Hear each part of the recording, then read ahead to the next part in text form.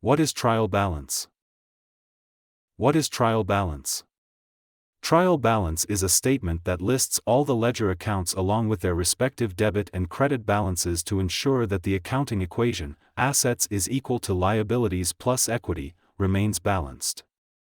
The purpose of trial balance is to act as a tool for verifying the mathematical accuracy of the ledger by summarizing the balances of all accounts. It helps in detecting errors and ensuring that debits equal credits. The content of trial balance includes a list of all ledger accounts along with their respective debit and credit balances, arranged in a systematic format.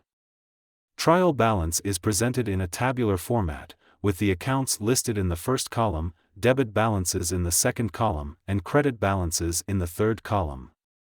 Trial balance is usually prepared at the end of an accounting period, for example, monthly, quarterly, or annually, to verify the accuracy of the ledger balances before preparing financial statements. Trial balance is primarily used for internal verification purposes to ensure the accuracy of the ledger balances and identify any errors before preparing financial statements.